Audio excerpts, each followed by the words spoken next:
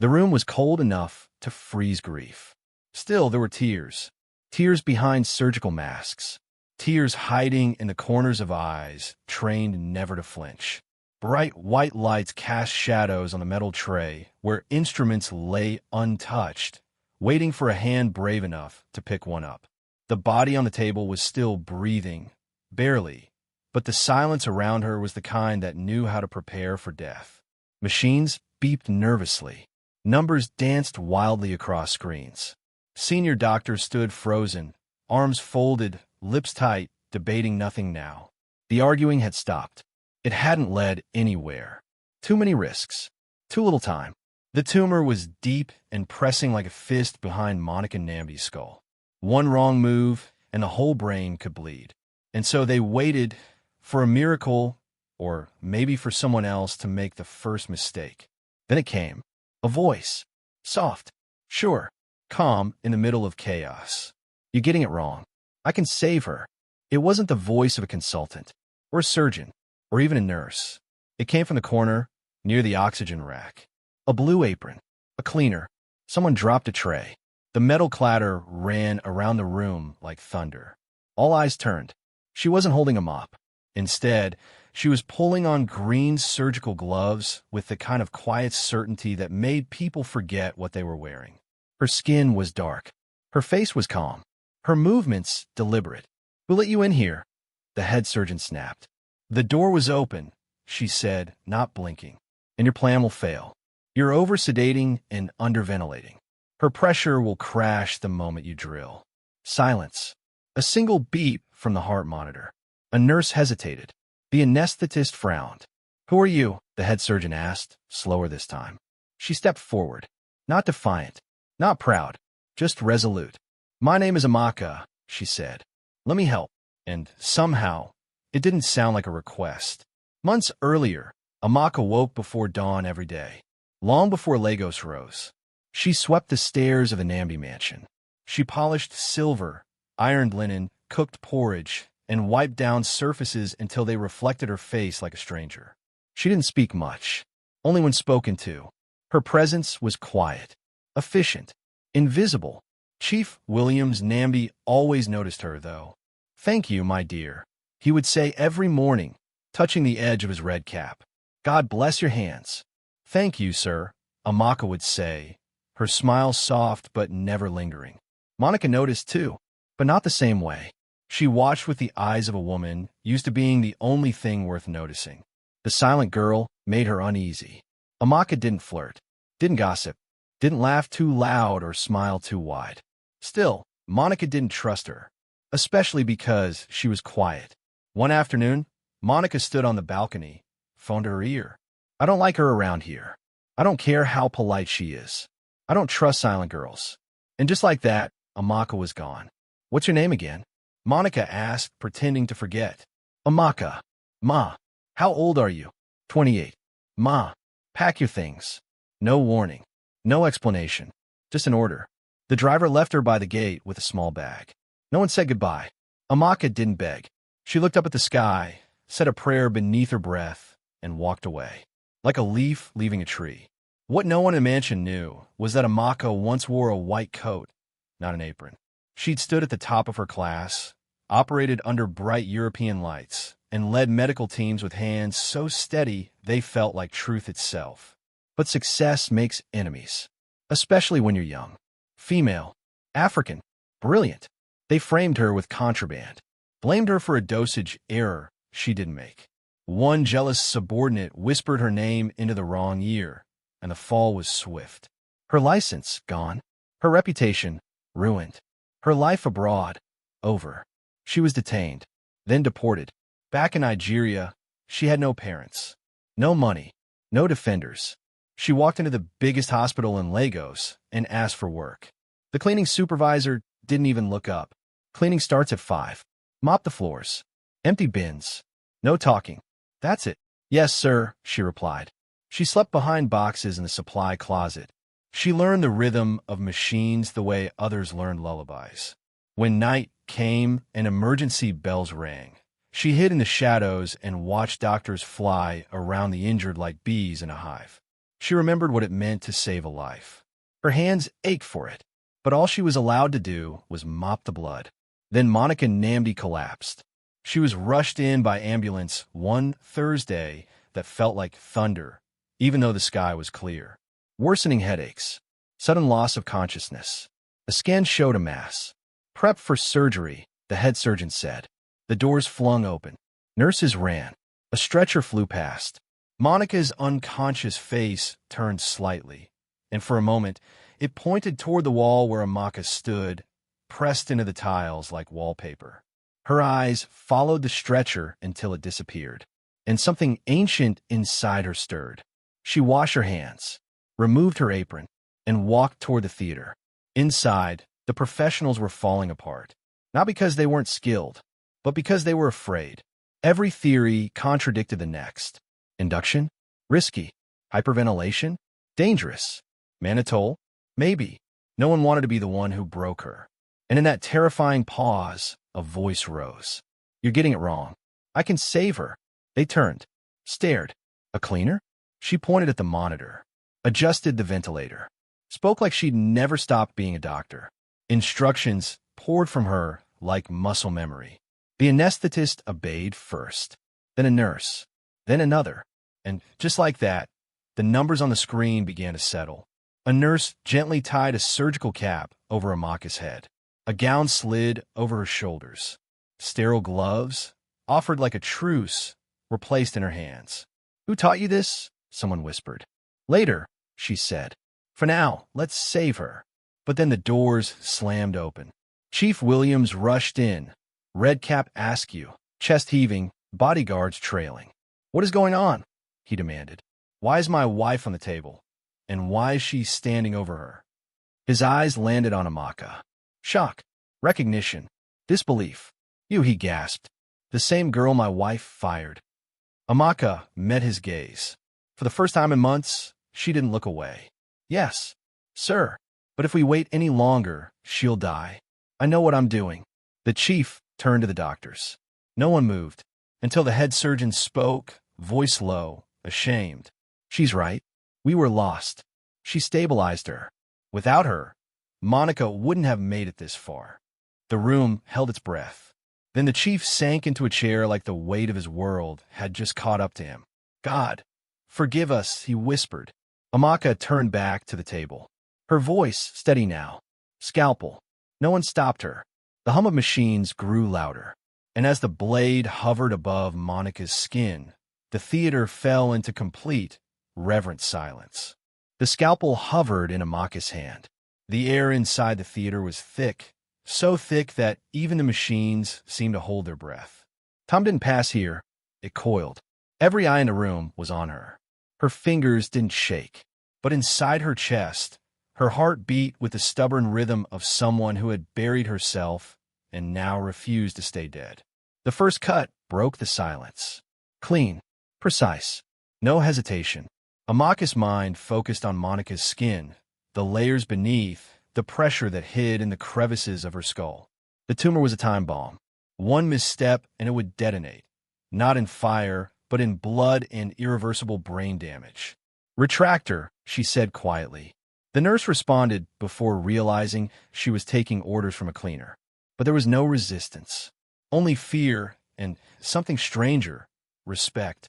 The operation had begun. Monica Nambi was not just a patient. She was Lagos royalty. Her name carried weight in every corner of the city, from banks to boardrooms to socialite brunches. Now, she lay unconscious, vulnerable, beneath the hands of the woman she had once dismissed with a single sentence. Amaka did not think of revenge. Her thoughts were not on justice or humiliation. Her mind was with the artery pulsing beneath her blade, with the tight vessel wrapped dangerously close to the mass in Monica's brain, with the oath she had taken long ago when the world still believed in her. Suction, she murmured. The assistant obeyed. She worked like music, every motion a note, every pause a breath. Even the seasoned surgeons beside her now whispered instead of speaking. The roles had reversed. They weren't leading anymore. They were learning. And for once, they weren't ashamed to follow. In the hallway, Chief Williams sat as if he had aged 10 years in 10 minutes. His white agbada was wrinkled, his red cap lopsided. His phone buzzed nonstop, calls from governors, ministers, business partners. He ignored them all. He was not a man anymore. He was a husband. And inside that operating room, his wife's life was dangling from a thread held in the hands of a woman he had once seen only in the background. The memory burned. Monica's angry voice. Her sharp commands. Amaka standing silently by the gate, bag in hand, pride still intact despite being cast out like trash. He had not stopped her. And now the world was upside down. The hospital corridor was buzzing. Rumors had leaked. One nurse sent a voice note to her cousin. Her cousin posted it online. Within an hour, it had reached radio stations and group chats. A cleaner is operating on Monica Namdi. She used to be a surgeon. They say she was framed. She saved her life. The doctors were lost. Crowds gathered outside the hospital. Reporters circled like crows. Security was tightened, but it was too late. The story had wings. Inside the theater, Amaka reached the critical point. The tumor loomed, massive, pale, and pulsing dangerously close to an artery that could not afford irritation. Clamp, she instructed. Ready, the scrub nurse replied. The tumor's texture was soft in some places, firm in others. Its tentacles wrapped around delicate nerves. Amaka's hands moved with reverence. There was no room for ego here. Only precision. Only grace. Irrigate. Don't flood. Gentle. Sweat dripped from a surgeon's forehead, soaking into his mask. Another forgot to blink. The anesthetist called out numbers like a mantra. BP stable. CO2 holding. Heart rate 82. A small vessel tore. Blood pooled. Gasps. Suction. Clip. Steady. Amaka didn't raise her voice, but the room snapped to her command like soldiers in a war zone. The bleeding stopped. The tension did not. When the final segment of the tumor came free, Amaka held it up with her forceps. It was smaller than it had looked on the scan, but powerful enough to have killed Monica if left untouched. She placed it in a metal basin. For a moment, the only sound was the soft clink of steel on steel. It's done, she said. It wasn't triumphant. It was relief. It was resurrection. A nurse began to cry quietly. A junior doctor dropped into a chair, whispering something that sounded like a prayer. The anesthetist removed his gloves slowly. She made it, he said. No one moved. No one dared to speak. The miracle was still fresh, still bleeding, still tender. They looked at Amaka, and in that moment, not one of them saw a cleaner. They saw a surgeon. Monica awoke 4 hours later. Her head was wrapped tightly, her throat dry, but her eyes, once fierce and guarded, opened to see her husband's face, wrinkled with fear and joy. You're safe, he whispered. She blinked, then croaked. How? Chief Williams didn't speak. Instead, he pointed at the screen. There were footage played in slow, silent loops. Amaka, giving orders, stabilizing her vitals, holding the scalpel, leading the room. Monica stared. Amaka. Yes, he said. She saved you. The woman who once held entire parties in the palm of her hand, who commanded servants with a look, broke into tears. She buried her face in her hands and sobbed. Oh God, what have I done? Her voice was barely a whisper. Bring her to me, she said later. When Amaka entered the recovery room, she was still in scrubs. Her hands washed, but trembling slightly now that the crisis had passed. Monica looked up, pale, ashamed. I threw you out, she whispered. And you saved my life. Amaka didn't flinch, didn't gloat. You needed saving, she said gently. But why? Monica's voice cracked. Why help me? Amaka looked at her with eyes full of something deeper than pity, full of peace. Because kindness isn't a reward. It's a decision. Monica began to sob again. I'm sorry. I was cruel. I was wrong. Forgive me. Amaka stepped forward and took her hand. I already have. The nurse in the room turned away discreetly. Her own eyes misted over. But in the boardrooms of Lagos, forgiveness was not on the agenda. The hospital's top administrators had heard the rumors and seen the footage.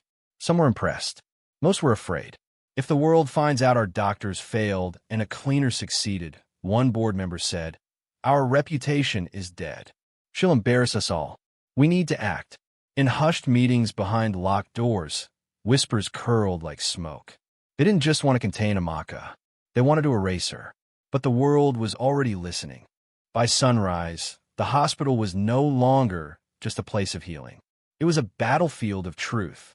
Outside its gates, a crowd had gathered, journalists with cameras, people with handmade signs, others simply curious. The story had already gone viral. A cleaner had saved the life of Monica Namdi, the wife of Lagos' most powerful real estate tycoon. She'd taken over when trained surgeons froze. She had stabilized Monica, led the operation, and done what the most decorated names in medicine could not. And now, Lagos wanted to know, who is Amaka? Inside, the air was stiff with discomfort. Doctors moved through hallways like students after a public scolding. Heads down, conversations short. Some were defensive. Others were embarrassed. A few had the courage to admit it. She had saved them as much as she had saved Monica.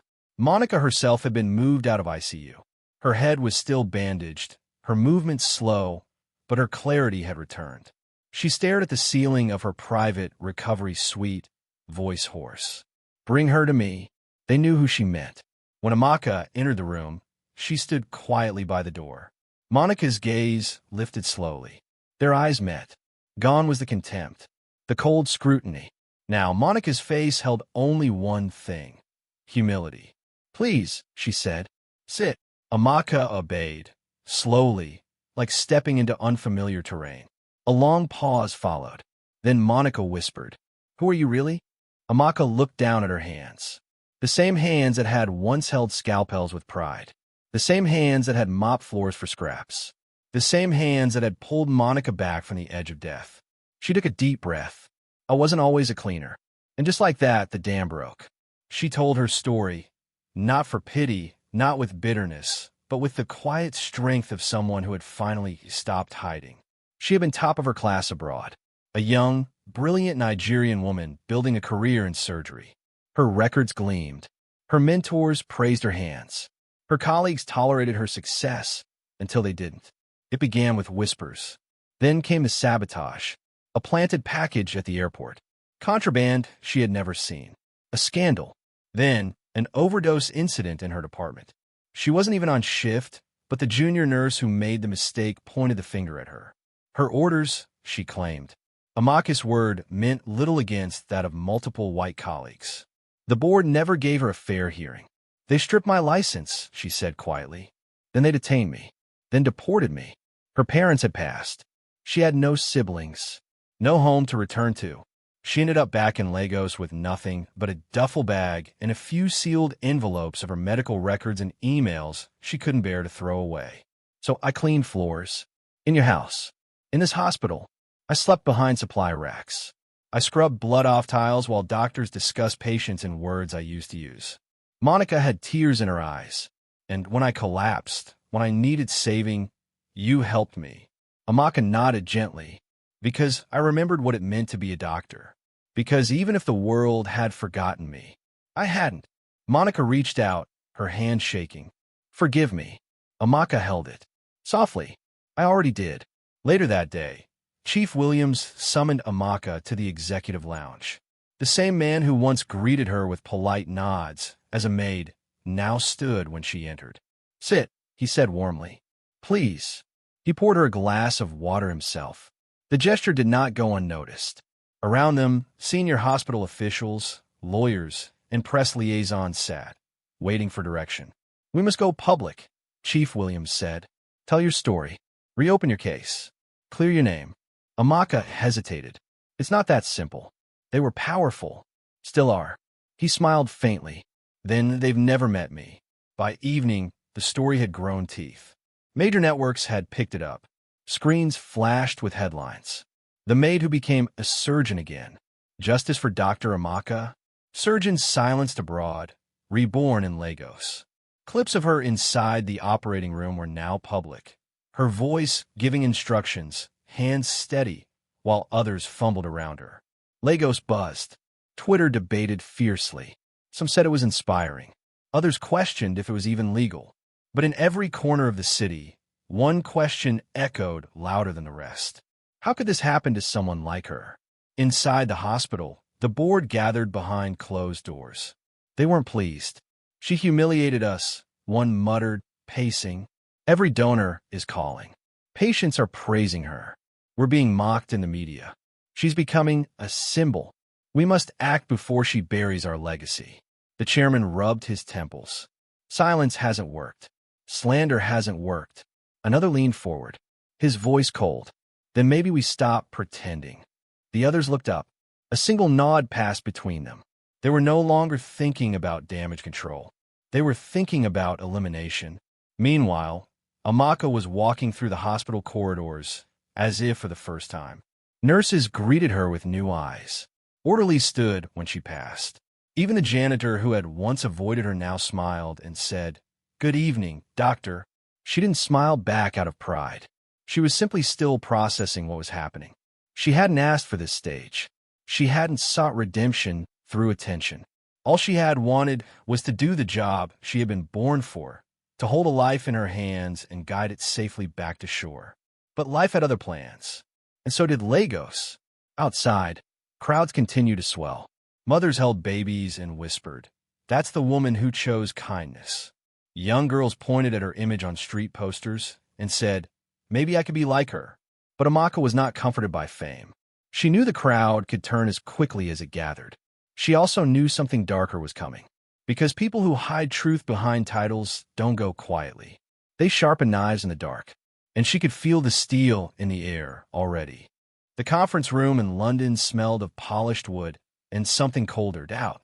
Sunlight poured through tall glass windows. Outside, journalists waited, cameras clicking, flashes lighting up the pavement.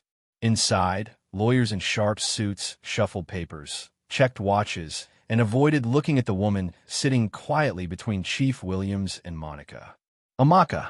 Her fingers were laced in her lap. Her chin was lifted, but only slightly. Her breath was slow, deliberate. It was the first time she had returned to this city since they dragged her out in shame. This time, she wasn't alone. Chief Williams leaned toward her, voice calm but heavy. "Hold your head high, Amaka.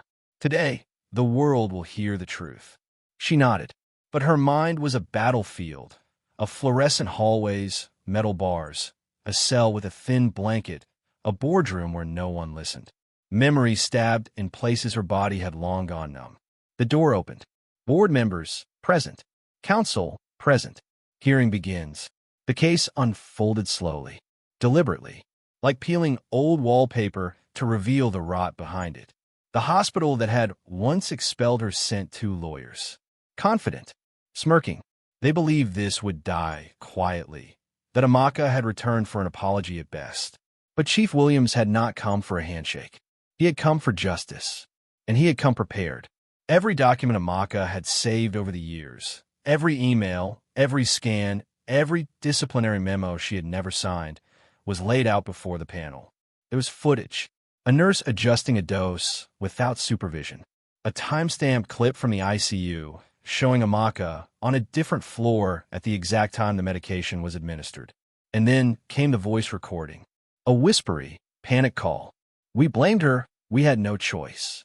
They told us, her or us." The boardroom inhaled sharply.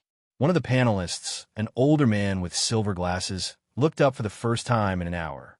His jaw clenched. The defense lawyer stammered. "This wasn't authenticated. This is incomplete." "It's real," Amaka said softly. "You know it is."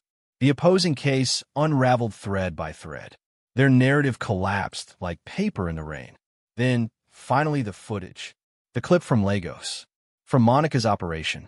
Amaka leading the theater, every step broadcasted on the panel's widescreen.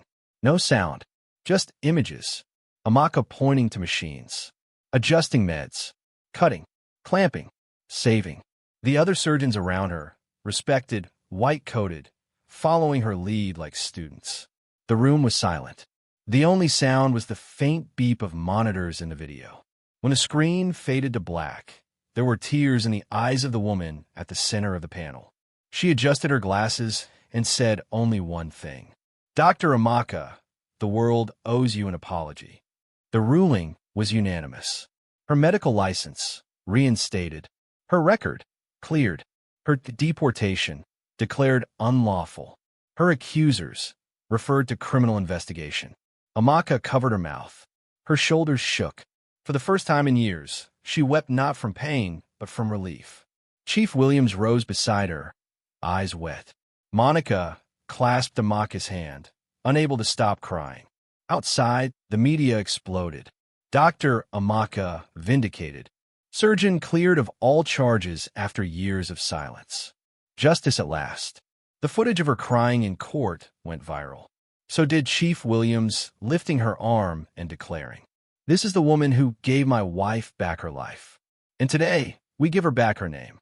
But across the ocean, in Lagos, the storm was still spinning. Back at the hospital, the board was in chaos. Several members were under pressure to resign. Others scrambled to erase old emails to silence staff. But the truth was a flood, and there weren't enough sandbags in the world. Patients now requested Amaka by name. Young doctors whispered stories about her, not as legend, but as something far rarer, an example. The chairman of the board slammed his fist on the table. "She's everywhere. Look at the news. The people call her a saint. If Chief Williams funds a hospital under her name, we're finished." Someone else muttered, darkly, "We've tried silence. We've tried shame. It didn't work." Another leaned forward, his voice cold. "Then it's time for something darker." They didn't specify what. They didn't need to. Meanwhile, Amaka returned to Lagos to a hero's welcome. The airport swelled with supporters. Some held signs. Others just clapped. Her old neighbors wept. Children waved flags made with tape and recycled paper. Back at the Nambi mansion, the same one she had once left with a small bag and no goodbye, she stood on the balcony. Monica joined her, slowly, a shawl over her shoulders. They looked at the sea. "I used to think you were a threat," Monica whispered, "because you were so quiet, so calm. I thought you were hiding something." Amaka smiled faintly. "I was hiding everything. I was afraid of losing what I had," Monica admitted. "So I tried to control everything around me.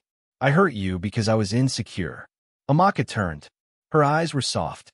"You're not the only one who's ever been afraid. I forgave you a long time ago." They stood in silence. Two women who had once existed on opposite ends of power, now side by side. A week later, Chief Williams held a press conference. He stood between Monica and Amaka. "This woman," he said, gesturing to Amaka, "was once hired in our home as a maid. My wife sent her away. We thought her silent. We thought her small. But when it mattered most, she stood tallest." Cameras flashed. "We are building a hospital," he continued. "A place where skill, not status, saves lives. Where kindness guides every decision. And he paused, smiling, she will lead it." The media erupted, but so did the shadows. In a darkened office on the other side of town, the hospital board gathered again. No lawyers, no paper trail, just threats. "We cannot let her rise," one hissed. "If she builds that hospital, she will own this city's faith. And if we try to block her publicly, then we go quietly. We hit harder. We hit from where no one sees." Plans were made. Hands were shaken. And Amaka, even as she sat at her desk, drawing blueprints for the hospital she never thought she'd be allowed to dream of, could feel the storm coming. But this time she was ready. She had truth. She had people. And she had nothing left to fear. The sun rose golden over Lagos that morning, not gentle but blazing, as if the city itself knew it was about to witness something rare, the birth of a second chance. Crowds spilled into the streets. Vendors paused their hawking. Schools closed early. Every face turned toward the same destination. At the center of the city stood a gleaming white building, its glass walls catching the light like a prism. Bold letters stretched across the entrance. "Kindness Hospital." Inside, everything shimmered with newness. Fresh paint, soft lighting, machines still humming with factory memory. But the real brilliance wasn't the tech or the marble floors. It was the woman walking through its doors. Amaka. She wore a simple navy blue ochre gown. No jewelry, no crown. And yet the crowd outside erupted the moment she appeared. "Amaka! Dr. Amaka!" Children were hoisted onto shoulders. Elderly women threw white handkerchiefs into the air. Nurses from her past job wept openly. She stopped at the entrance and turned to face the crowd.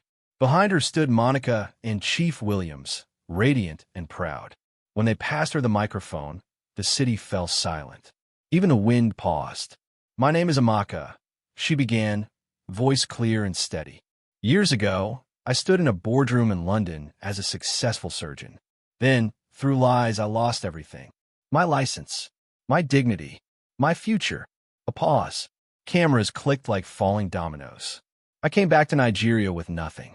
I became a maid, a cleaner. I scrubbed floors while others wore coats I used to wear. I slept behind storage boxes while others went home to comfort." Her voice cracked just once, but she didn't stop. "And then one day, I chose kindness over anger. I saved the life of a woman who had cast me out of her home. Because kindness isn't a reward, it's a responsibility." The crowd was frozen. "This hospital is not about me.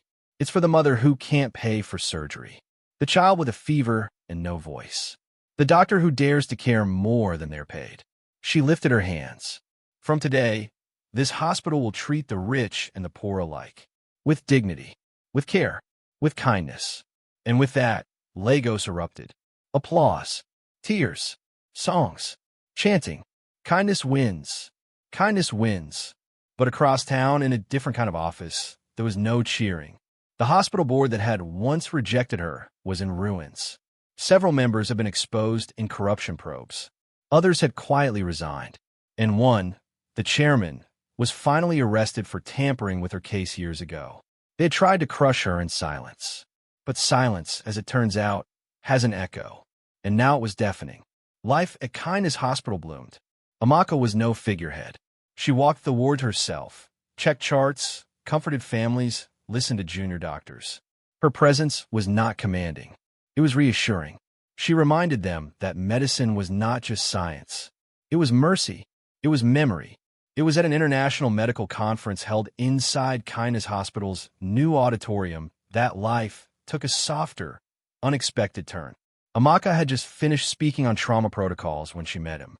Dr. Kingsley, tall, soft-spoken, with warm eyes and the calm of a man who had seen pain but still chose hope.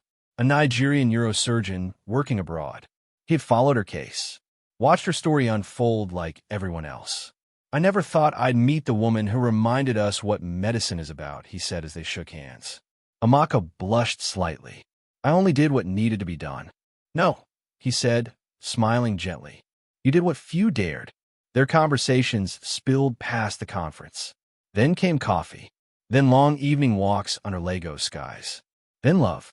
One night, beneath a string of quiet stars, Kingsley knelt with a ring. "Amaka," he said, "you inspire the world. But to me, you are my world. Will you marry me?" She said yes. Their wedding shut down half the island. Victoria Island Cathedral shimmered with roses and chandeliers. Amaka wore flowing lace, no veil, just truth. Kingsley stood tall beside her in a white agbada. Monica held her bouquet, eyes shining. Chief Williams walked her down the aisle, whispering, "Today I give away a daughter I never had." When the priest declared them husband and wife, the city roared. Fireworks lit the sky. Joy became a language without words. A year later, Amaka gave birth to a son. In the same hospital she had once only cleaned. In the private ward, she held him in her arms, skin to skin, tears in her eyes. Kingsley kissed her forehead. Chief Williams cradled the baby, voice shaking. "He shall be called Williams, after the man who gave his mother a second chance." Monica stood beside him, weeping freely. "And may he carry your strength, Amaka," she whispered, "and your mercy." But justice wasn't done yet. Investigations finally caught up with the foreign board members who had framed Amaka. Some were arrested, others blacklisted. One issued a public apology, his voice shaking on live television. "We failed her, and the world saw it." But Amaka didn't smile at the news. She simply closed the laptop and returned to her rounds. She hadn't fought for revenge. She had fought for her name. Years passed.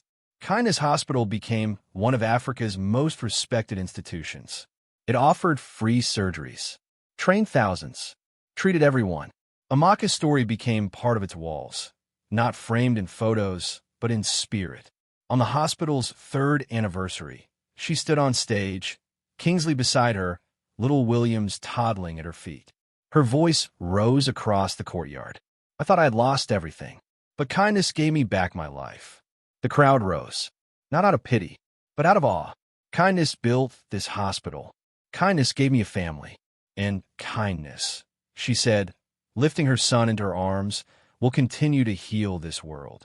The crowd thundered. Banners flew. Old enemies stayed silent. Because by now, even they had learned, you can bury a person, but you can't bury the truth.